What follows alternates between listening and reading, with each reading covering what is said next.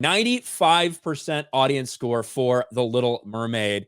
And when you check this out, you talked about the discrepancy.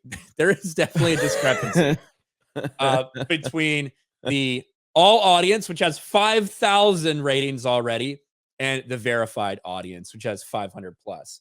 Now, I'm not going to pretend like everyone in this all audience score, they all saw the movie and they all hated it. There's obviously going to be, just like with anything, there's going to be some fake reviews on both sides, both positively and negatively. Also, something to keep in mind, the hoops you have to jump through to do the fucking verified audience thing, to link like your Fandango, to link all this different shit together that a lot of people just don't use to get movie tickets anyway, is a big pain in the ass. And a lot of people just quite frankly don't do it. Mhm. But there's a huge discrepancy right now between the audience scores for sure. And I think more interestingly, the top critics versus the all critics. That's crazy to me. That's Yeah. crazy that even like, wow. I expected this movie to have a 95%, critic rating. And top critics is lower than I expected. But I mean, all critics is lower than I expected, but the top critics is even worse.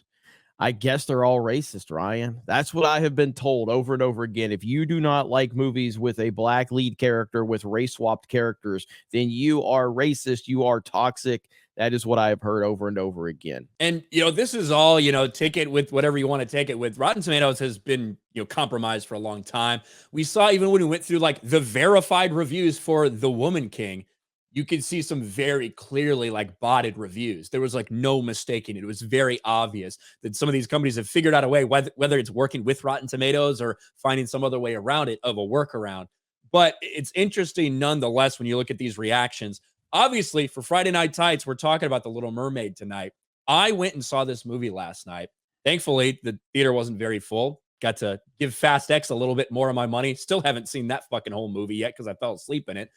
But I got to be honest. I'll be totally honest. It wasn't nearly as bad as I thought it was going to be. It wasn't a miserably, terrible, horrifically bad movie. It certainly wasn't good, and I wouldn't recommend people go see it or anything like that. And there were obviously some changes in there made clearly for the purposes of identity politics, including Ariel. Yes, verified. Ariel is the one who fucking flops on a boat and steers the boat into Ursula at the end instead of Eric.